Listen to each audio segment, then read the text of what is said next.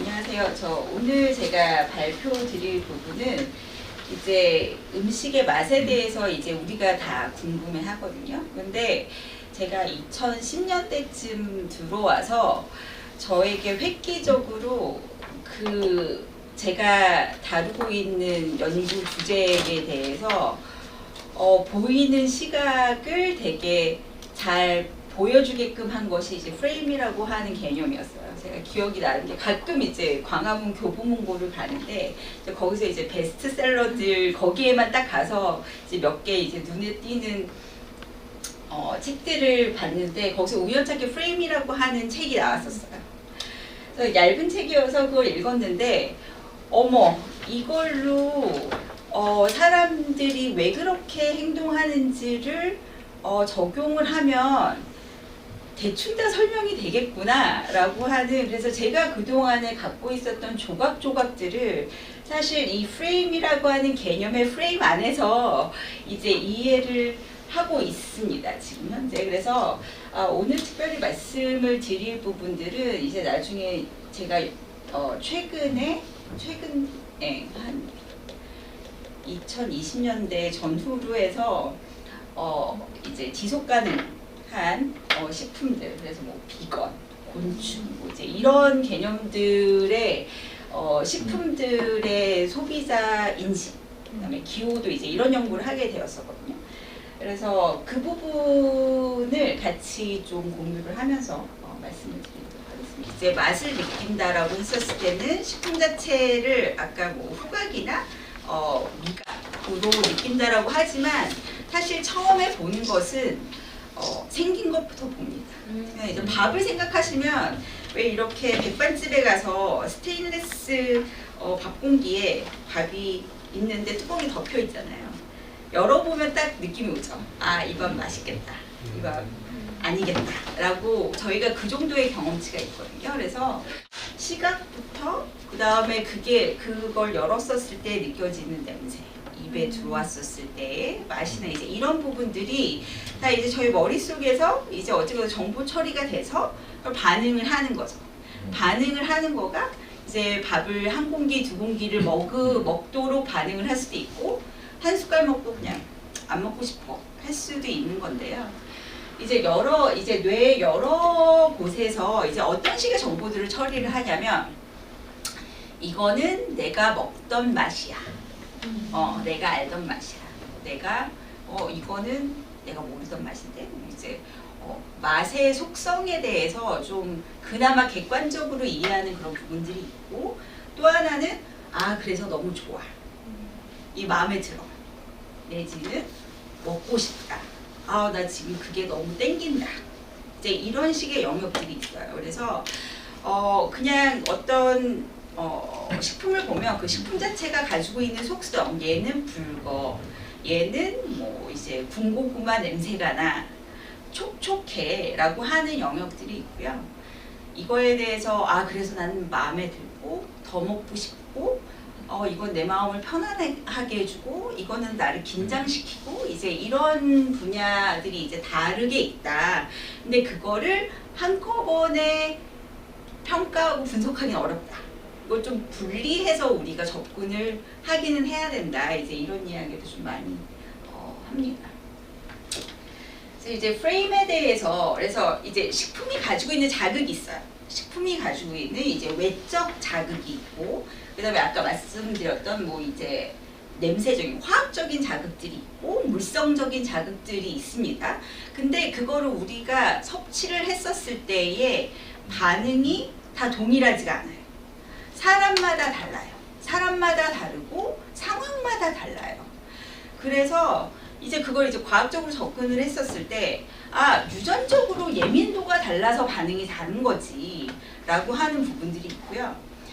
그냥 살아온 세월이 다 다른 거예요. 그러니까 뭐 이제 내가 대한민국에 태어나서 이제 여기서 자랐기 때문에 대한민국에서 주로 먹던 식재료, 먹던 조미료, 먹던 향신료들에 익숙해져서 자라온 사람과 이제 그거를 전혀 노출하지 않았던 이제 다른 나라 사람들, 뭐 서양 사람들이 이제 자라온 배경에서 그 어떤 식품을 보는 관점들이 되게 다르거든요. 그랬었을 때 이제 프레임이라고 하는 개념이 들어오기 시작합니다. 일단 기본적으로 사람이 어떤 식품이라고 하는 거를 받아들일 때는 일단은 그냥 온전히 자극으로서만 받아들이지 않아요. 저희가 오늘 이제 이 세미나가 끝나고 이제 어메이징 먹을 가신다고 했거든요. 그럼 그걸 딱 들었었을 때 여기 참여하시는 분들이 그 이름을 들었었을 때 떠오르는 이미지가 있어요. 아, 중식을 먹겠구나. 그리고 학교 앞에 새로 생겼지. 난 거기 가봤는데 뭐 다양한 부분들이 있거든요. 그러면 그러한 생각을 가지고 거기에 가서 그 음식을 먹는단 말이에요. 그래서 내가 내가 지금 먹어야 될 것이 있는데 이걸 가지고 내가 어떠한 태도로 바라볼 것이냐라고 하는 것이 사실은 그 식품에 대해서 내가 어떠한 경험을 갖는데 상당히 큰 영향을 주게 됩니다. 그래서 이제 프레임이라고 하는 개념이 들어오게 되는 거죠. 그래서 그 2000년대 전에는 이제 제가 하는 분야에서도 식품의 자극을 사람들이 어떻게 인지해서 반응하냐를 많이 봤는데 2000년대에 들어오고 나서는 맥락적인 게 엄청 중요하게 들어왔어요. 맥락이라고 하는 거. 이걸 내가 어떤 맥락에서 지금 먹고 있느냐라고 하는 것. 근데 그 맥락이라고 하는 거가 결정을 짓는 게 내가 어떤 프레임으로 볼 거냐. 여기에 어떤 프레임을 적용을 할 거냐가 상당히 중요하거든요. 그래서 우리가 이 프레임을 과연, 그러니까 프레임이라고 하는 거는 내가 태생적으로 자라오면서 누적한 프레임이 있고요. 그 다음에 이 식품을 파는 사람들, 마케팅을 하는 사람들, 그 회사에서 이 사람들로 하여금 이 제품을 어떻게 보도록 설득하는 부분이 있어요. 그래서 이제 그게 잘 맞으면 되게 만족스럽게 식품을 소비하게 되고 생각했던 거랑 달라 라고 하면 이제 경험이 되게 실망스러운 경험으로 가게 되는 거죠. 그래서 일단 지금 계속 반복적으로 말씀을 드리지만 식품에 대해서는 자극 자체에 대해서 우리가 인지는 하지만 그걸 프로세싱하는 과정은 그 전의 경험에 의해서 프로세싱을 합니다. 내가 전에는 어떻게 경험을 했었는데 이건 그거에 비해서 어떤 것 같아. 그리고 반응을 하거든요. 그래서 뭐 김치 같은 경우에는 평생을 김치를 드셨잖아요. 그래서 김치를 드셨기 때문에 김치를 바라보는 우리의 프레임은 되게 명확합니다. 얘를 어떻게 바라봐야 되는지. 그래서 얘를 백반집에서 내가 기대하는 김치, 우리 엄마한테서 가지고 온 나의 이 김치, 아니면 되게 비싼 한정식 집에서 나오는 김치에 대해서 내가 기대하는 바는 다 제각각 달라요. 하지만 그리고 그 프레임이라고 하는 게 상당히 단단하고 명확하게 형성이 돼 있어요.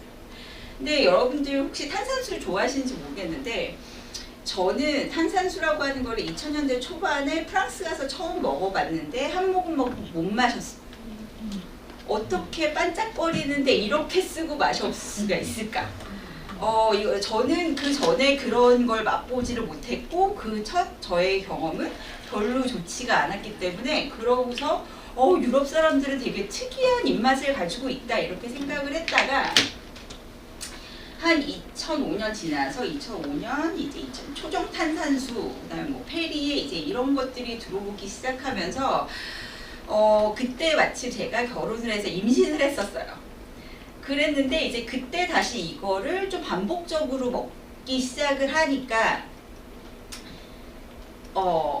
하나의, 그러니까 그 전까지는 얘가 물도 아니고 탄산음료도 아닌 거예요. 네. 속성을 보면 탄산음료에 가깝지만 가장 핵심적인 단맛이 없고 물이라게 하기엔 너무 반짝거리고 그래서 이걸 어떻게 할 수 없다가 근데 이제 한두 번 먹어보니까 좀 이렇게 속이 불편한 걸 가라앉혀주는 그런 느낌이 있고 저는 사실은 되게 살을 빼야 되겠다는 생각을 평생 하고 사는 사람입니다.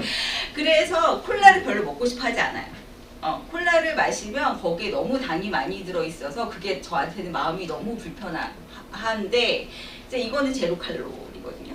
그리고 이제 아무튼 탄산수를 마시면 너무 이제 속이 부글거리던 게 이제 좀 가라앉고 시원해지는 이제 그런 느낌이 있는 거죠. 그래서 그 식품들이 어떤 시장에 등장할 때, 그리고 난생 처음 보는 식품이 시장에 등장할 때는 잠복기가 제법 있어요. 왜냐면 처음에는 얘에 대해서 어떻게 내가 판단을 내려야 될지 잘 몰라서 이거를 내가 어떻게 반응을 해야 될지를 모르는 기간이 있습니다. 근데 여기 이제 노출이 되고, 그 노출이라고 하는 게 긍정적인 경험이랑 반복적으로 노출이 되다 보면은 이제 그 시장 자체는 점점 더 확대가 되고 안정적으로 커가는 시장이 이제 되게 되는 거죠. 그래서 일단 내가 이 어떤 제품을 바라보는 시각이라고 했었을 때 이걸 어떻게 바라볼 것인가. 어제도 우연찮게 얘기를 들었는데 이제 리브랜딩이라고 하는 이제 그런 개념들이 있다라고 하면 사실 그거는 프레임을 조절을 하는 거예요. 그 전에 그 제품을 바라보는 그 방식이 별로 매출에 효과가 없었던 거죠. 이거를 새롭게 그 시각을 보여주고 이제 그게 내가 생각하기에 타당하다라고 생각하면 더 만족도가 올라갈 수가 이제 있는 부분이라고 보겠습니다. 네. 그래서 일단 프레임이라고 하는 개념은 제가 연구하는 분야, 감각과학이라고 하는 분야에서 사용이 되게 많이 사용이 됐었어요. 그래서 어떤 개념으로 사용이 되냐면 frame of reference라고 해서 그 감각과학이라고 하는 게 발전이 된 사실 시초는 커피나 와인 같은 제품들의 맛이 되게 중요하잖아요. 그래서 그 맛에서 여기에서 이제 어떤 풍미가 난다. 그 풍미를 모든 사람들이 좀 이해할 수 있는 용어들로 표현을 하고 이게 거기서 얼마나 강하기 때문에 얘는 어떤 매력이 있어. 이제 이렇게 평가를 하거든요. 그래서 예를 들어서 우리 같은 경우에는 이제 녹차라고 하는 개념을 다 알죠. 녹차 경험을 다양한 녹차에 대해서 경험을 했으니까. 근데 이제 서양 같은 경우에는 녹차가 낯설단 말이에요. 근데 그 사람들이 녹차에 대해서 어떤 객관적인 평가를 해야 된다라고 하면 그린티를 그 전에 맛본 적이 없는데 이제 그린티 향미를 잡아내야 된단 말이에요. 그 식품 안에서. 그러면 이 사람들한테 이제 그린티라고 하는 거를 교육을 시키려고 할 때 단 한 가지의 그린티를 노출시켜서는 프레임이 잘 형성이 안 되죠. 그린티라고 하는 접점을 가지고 있는 다양한 종류의 자극물들을 다 맛을 보게 한 다음에 그 중에 공통된 접점을 좀 찾게 하자. 그래서 우리가 녹차 향미라고 했었을 때는 이 모든 거에서 공동적으로 나타나는 가장 전형적인 향을 그렇게 생각을 하자. 이제 이런 식의 훈련을 시키거든요. 이제 그랬었을 때 그거를 저희가 전문 용어로 frame of reference라고 얘기를 합니다. 그래서 레퍼런스들이 어떤 프레임을 형성하는 데에 주요 역할을 하는 이제 그런 방식으로 이제 감각과학에서는 사용이 됐었었는데 저는 이제 조금 더 그냥 사람들이 특정한 식품을 바라보는 시각, 얘를 바라볼 때 내가 얘를 어떻게 정의를 내리고 뭐 그게 의식적인 정의가 굳이 아닐 수 있어요. 근데 어쨌거나 어떤 관점에서 이거를 보게 되거든요. 그래서 일단은 가장 중요한 거는 경험과 식문화입니다. 그러니까 내가 경험한 만큼 보이는 거죠. 그러니까 저의 경우에는 고수라고 하는 거를 성인이 돼서 노출이 되었어요. 그리고 이제 마라 맛도 마찬가지고요. 다 성인이 되어서 했기 때문에 그 전에는 그거에 대한 경험치가 없어서 어떻게 바라보려고 할지 잘 모르다가 이제 몇 번의 실패와 성공을 통해서 지금은 고수가 있지 않으면 되게 허전한 이제 우리나라 식재료 중에서도 되게 그런 경험이 있었던 거가 제가 결혼을 하고서 시댁을 갔더니 부추전에 방아잎을 넣어주신 거예요. 처음에 못 먹었어요. 처음에는 이걸 어떻게 나는 우리 어머님한테 예쁨을 받아야 되는데 이 부추전은 내가 먹어본 맛이 그러니까 애니스 맛이 좀 나요. 거기서. 근데 그렇게 한 3번을 먹고 나고 이제 서울에서 이제 부추전을 제가 했는데 허전한 거야. 맛이 비었어. 그래서 그때부터 약간 방앗잎에 집착을 하기 시작을 해서 이제 신에게 가면 방앗잎을 막 따오고 그렇습니다. 그래서 그렇게 어떤 경험이라고 하는 거, 프레임이라고 하는 거는 되게 다이나믹해요. 그러니까 안정적이긴 하지만 계속해서 변할 수 있는 여지가 있습니다. 그래서 저는 어떤 표현을 되게 좋아하냐면 가소성, 플라스티시티라고 하는 플라스틱 있잖아요. 가소성이라고 하는 개념이 식품을 바라볼 때, 그 다음에 어떤 식품이 좋아지고 어떤 식품이 싫어질 때 되게 그거를 잘 설명해주는 그런 부분입니다. 그래서 가장 큰 틀은 경험과 식문화, 그 다음에 그때 나의 심리 상태, 그 다음에 여러분들께 계란이라고 하는 거를 떠올리면 뭐가 생각이 나세요? 저는 아침이에요. 점심까지도 허용이 돼요. 저녁에 계란 후라이가 나오면 좀 짜증이 나죠. 그래서 이렇게 어떤 식품들이 가지고 있는, 왜냐면 그 식품이 주로 매칭이 된 상황이 있거든요. 떡국 하면 새해가 떠오르잖아요. 이제 그런 것처럼 그러면 이제 그 맥락과 그 유사한 느낌을 원했을 때 이제 그 식품을 찾게 되는 거고, 이제 심리적인 상태도 마찬가지예요. 그래서 요즘 되게 많이 연구하는 것 중에 하나가 이제 매운맛에 대해서, 그 다음에 에스닉 맛에 대해서 좀 이제 관심이 많이 있는데, 심리적인 상태에 따라서 이제 매운맛, 특히나 뭐 단 거 이제 이런 것들은 상당히 많이 영향을 끼치거든요. 그 다음에 이제 음식과 관련된 태도. 그러니까 저희의 비건은 이제 주로 20대 여성들한테 소구점이 상당히 있는데, 그래서 이걸 유행으로 볼 것이냐, 아니면 이들이 가지고 있는 어떤 지속 가능한 환경에 대한 우려가 다른 세대보다 훨씬 더 강하게 있는 것이냐, 뭐 이제 이런 관점에서 보게 되는 거고요. 이제 나의 생리적인 상태, 지금 다 배고프시잖아요. 저희 맛평가는 일반적으로 배고플답니다. 뭐 오후 1시나 2시에 맛평가하면 데이터가 안 나오죠. 이미 배부르거든요. 그러면 뭐 아무리 맛있는 거 갖다 놔도 별로 먹고 싶지가 않아요. 그래서 이제 그런 상태도 너무너무 중요하죠.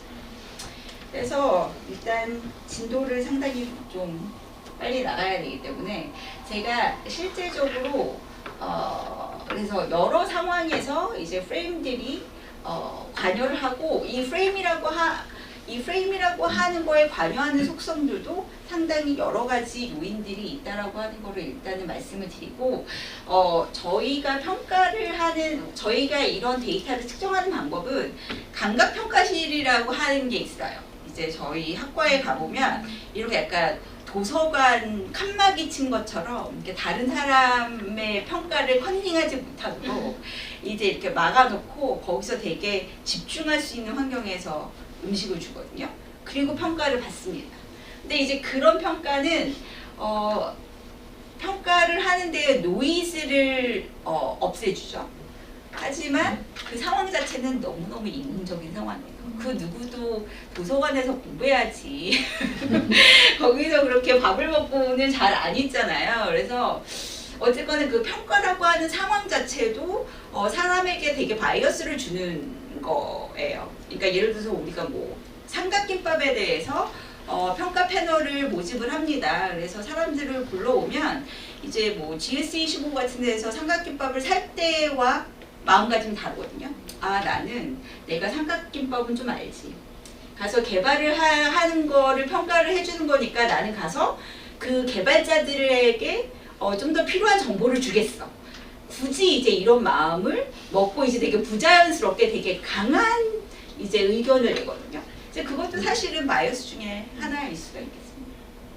아무튼 그래서 이제 여러 가지 프레임을 형성하는 여러 가지 요인들이 있다. 이제 이것을 좀 말씀을 드리고 싶었고, 그다음에 이제 제가 했던 되게 즐거운 연구에 대해서 한 3개를 아주 빠르게 말씀을 드리도록 하겠습니다. 그래서 제가 항상 좀 로망이 맛있는 음식에 대해서 연구를 하면 훨씬 수월해요. 사람 모으기가.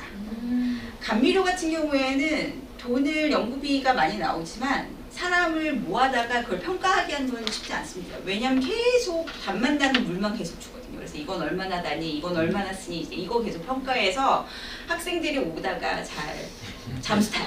연락이 잘 안 되고.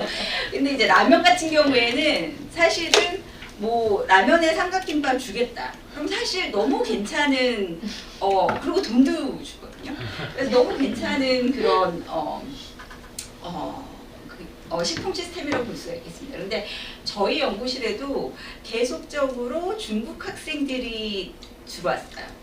그래서 이제 이 맹이라는 학생이었는데 이 친구도 연구를 너무너무 잘하고 우리 그래서 라면에 대해서는 원 없이 좀 해보자. 그래서 이제 어떠한 연구를 했냐면 처음에 가설은 이거였어요. 그 flavor principle이라고 하는 게 있습니다. 이제 향미 원칙이라고 하는 개념인데 이거는 그 왜 저희가 어떤 식품회사 광고를 보면 인도품, 뭐 사천, 뭐 이제 이런 식의 거가 떠오르면 우리가 기대하는 요소들이 있잖아요. 멕시칸풍, 뭐 하바네로, 뭐 이제 이런 것들이 있는데 그게 일본풍이려고 하면 들어있어야 되는 최소한의 식재료가 있는 거예요. 그러니까 일본풍이다 하면 가스옥시, 간장, 단거, 뭐 미림 이제 이런 게 구성이 되면 아 이거 약간 일본풍이야. 한국풍은 마늘, 참기름, 마늘, 참기름, 매운맛 있을 수 있고 이제 그 정도가 사실은 그 다음에 간장. 그다음에 뭐 사천하면 또 떠오르는 게 뭐 필수적인 것들이 있잖아요. 그래서 그런 식의 조합을 flavor principle이라고 합니다.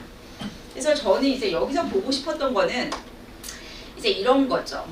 사람이 어떤 제품을 볼 때 전체적인 맥락에 좀 어울려야 기호도가 올라가지 않을까? 그러니까 예를 들어서 우리가 어느 나라에 이제 여행을 갔어요. 그래서 이제 한국 식당이라고 갔는데 그 대부분의 거는 한국 음식이지만 이제 거기에 예를 들어서 뭐 볼로네즈 파스타가 있어. 너무 이상하잖아요. 안 주문할 것 같잖아요. 그러니까 그렇게 어떤 맥락적인 향미들이 있는데 거기서 그 맥락과 맞지 않는 다른 향미에 노출이 됐었을 때 사람들은 그거에 대해서 어떻게 반응을 할까? 이제 그게 되게 궁금했던 거죠. 그래서 예를 들어서 이제 중국 라면들이 쭉 있는데 거기에 딱 신라면이 있으면 그 신라면에 대해서 어떻게 반응을 할까? 이 맥락이 맞지 않으니까 기호도가 떨어지지 않을까? 그리고 이제 한국 라면들 중에 이제 신라면이 있으면 아 여기서는 얘가 뭔가 말이 되니까 기호도가 올라가지 않을까라고 한 이제 가설을 세웠었어요. 그리고 사실은 이미 잘 팔리는 제품들에 대해서는 그 누구도 연구비를 주지 않습니다. 이미 잘 팔리고 있기 때문에.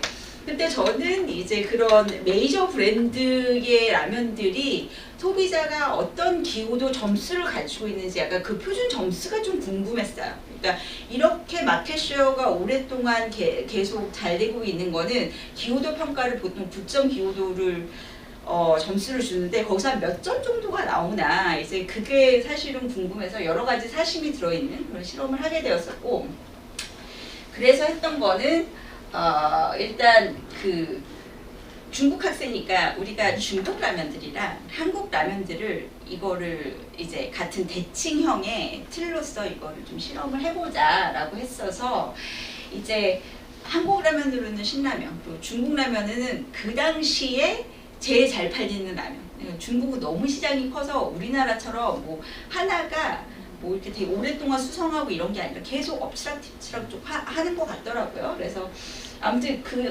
그래서 한 4, 5년 전에 이제 제일 잘 나갔던 라면 이제 2개를 타겟 샘플로 했었었고 이제 소비자들은 한국 소비자, 이제 중국 소비자. 다만 중국에 가서 실험을 못했고 한국에 있는 중국 유학생들을 대상으로 했었고 어떤 실험 설계를 했었냐면 얘네들을 단독 평가를 하기도 했었고요.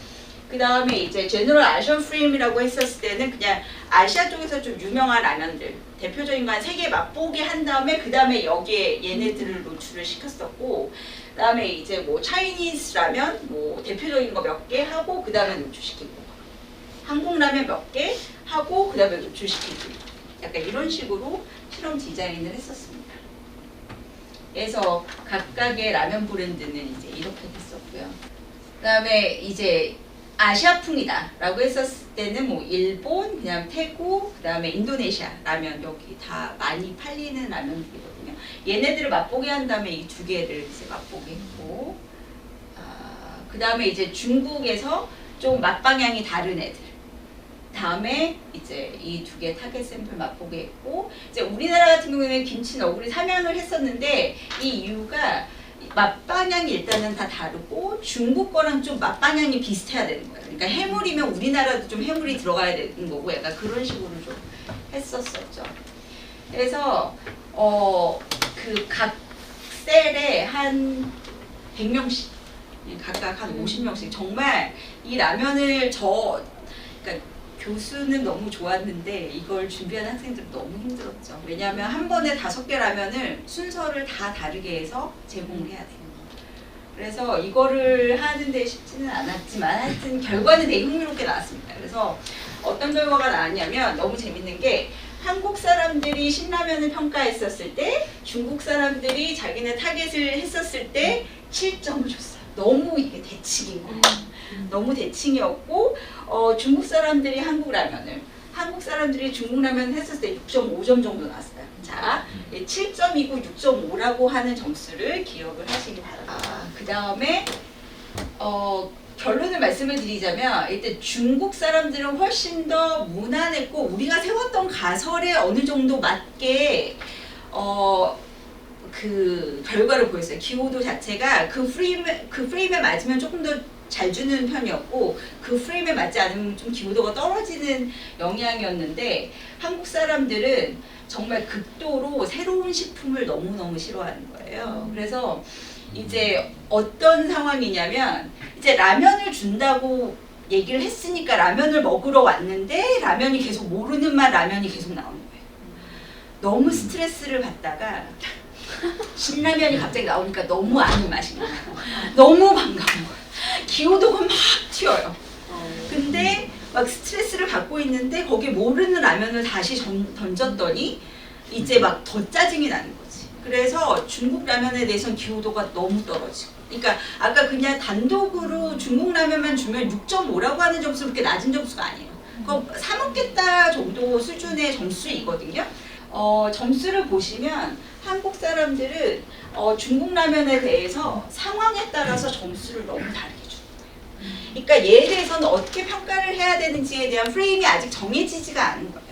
그런 반면에 신라면에 대해서는 어떤 상황에서도 점수가 그렇게 많이 달라지지 않고 심지어는 낯설 때 점수가 더 올라가요. 낯선 상황에서 신라면이 등장하면 약간 구원투수 같은 역할을 하는 그런 거였고 중국 학생들 같은 경우에는 아마 유학생이라 되게 두루두루 그리고 되게 넓은 범주의 라면들의 향미를 다 이제 포용할 수 있는 약간 그래서 그냥 교차 문화적인 점수 차이가 좀 많이 났었던 것 같습니다. 그래서 우리나라 사람들이 생각보다 상당히 네오포빅하구나 이제 이런 생각을 했었고요. 연구에 대해서는 간단하게 말씀을 드릴 텐데 그 전에 하나 포인트 하고 싶었던 거는 이제 푸드 네오포빅 스코어라고 하는 게 있어요. 새로운 식품에 대한 두려운 정도. 그래서 이제 저같이 잡식성인 사람은 새로운 식품에 대한 두려운 정도가 되게 낮아서 이제 모험적으로 먹는 거 되게 좋아해요. 근데 어떤 사람들은 새로운 식품은 일단은 안 먹고 보죠. 일단 그런 분들이 있는데 너무 웃겼던 게 한국 사람들 같은 경우에는 그 한국 사람들이 다 새로운 식품에 대한 두려운 정도는 그 태도적인 거기 때문에 이게 되게 점수가 안정적일 거라고 생각을 했었는데 그게 아니라 내가 되게 낯선 음식에 노출된 사람들일수록 FNS 스코어가 올라가는 거예요. 그러니까 내가 계속 낯선 음식을 먹으면서 스트레스를 받아서 딱 그 질문지를 줬었을 때 나는 새로운 식품이 너무너무 싫다고 계속 답을 하더라고요. 그래서 사실 이것도 제가 연구를 되게 오랫동안 했었는데 새롭게 알게 된 거여서 감각 평가를 할 때 소비자들이 와서 되게 스트레스라고 하는 걸 받을 수가 있겠구나. 그리고 그게 맛 평가에 되게 어떤 편향된 결과를 유도할 수 있겠구나. 이제 이런 생각을 했습니다. 그다음에 이제 두 번째는 비건 패티예요. 여기서는 비욘드 미트를 사용을 했었고요. 그래서 여기서 이제 쉽게 말씀을 드리자면 비욘드 미트를 얘를 정육 코너에서 팔아야 될 거냐 아니면 얘를 비건 코너에서 팔아야 될 거냐 이제 그게 중요한 이슈가 되겠습니다. 그래서 결론은 비건 코너에서 팔아야 된다. 왜냐하면 정육 코너에서 팔면 어쨌거나 품질 자체를 정육에 가까워야 됩니다. 전통적으로 우리가 알고 있는 버거 패티에 유사해야지 거기서 유사하지 않으면 소비자들은 상당히 크게 실망을 하는데 비건 코너에다 갖다 놓으면 일단 비건에 대해서 경험치들이 있잖아요. 그러면 거기서는 어느 정도 우월한 위치를 차지할 수가 있다라고 하는 게 이제 결론이었습니다. 그래서 이제 그거를 위해서 이제 실험 설계를 했었고요. 네. 그래서 보면 얘도 이제 단독으로 평가를 했었을 때는 한 5.7 정도 나와요. 그러니까 그냥 못 먹을 제품은 아닌데 고기들 사이에서 해놨더니 2.4점까지 나온 거. 3.8점이 하여튼 이거 먹을 수 없는 제품으로 평가가 됐어요.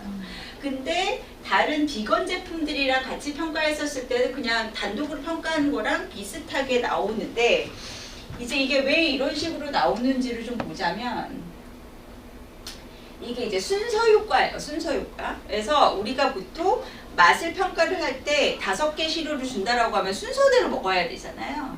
그러면 처음에 평가를 할 때는 그냥 어떤 평가 기준을 줘야 될지 아직 마음을 잡지 않았어. 그런데 되게 맛있었어. 그래서 어떤 특정한 점수를 주면 그 다음에 오는 거는 그 점수 기준에 맞춰서 주는 거죠. 그러니까 예를 들어서 만약에 비욘드 미트를 제일 처음에 맛을 봤었으면 그렇게 점수를 나쁘게 안 줬을 거야. 그런데 우리나라에서 제일 잘 팔리는 뭐 버거 패티를 먼저 맛보게 한 다음에 그 다음에 비욘드 미트를 맛보면 너무 짜증이 나는 거야. 아니 얘는 아까 걔는 괜찮았는데 얘는 왜 이래 하고 얘가 받을 점수보다 훨씬 더 낮은 점수를 주는 거야. 그래서 여기 보시면 이제 아마 이게 그거였을 거예요. 이 검은색이 다른 고기들을 먹고 나서 아이고 또 그러네. 점수가 뚝 떨어져요. 두 번째. 그래서 별로 잘 회복이 안 돼요. 근데 얘가 이제 비건 상황에서 했었을 때는 사실은 회색줄이거든요. 그래서 처음에는 뉴트럴하게 가서 끝까지 별로 그 점수가 흔들리지가 않는 거예요. 그러니까 다른 제품들이 와도 얘의 기호도에 그렇게 큰 타격을 주지 않는데 실제 고기들이랑 같이 매칭을 하면 얘는 경쟁력이 너무 그러니까 사실 그런 부분들이 비건 제품들이 가지고 있는 도전 중에 하나라고 볼 수가 있겠습니다. 그래서 제가 되게 애정했던 몇 개의 실험들을 이제 여러분들과 공유를 하게 됐습니다. 그래서 좀 급하게 설명을 드린다고 중요 요약 설명만 드렸었는데 더 자세한 얘기는 이따가 또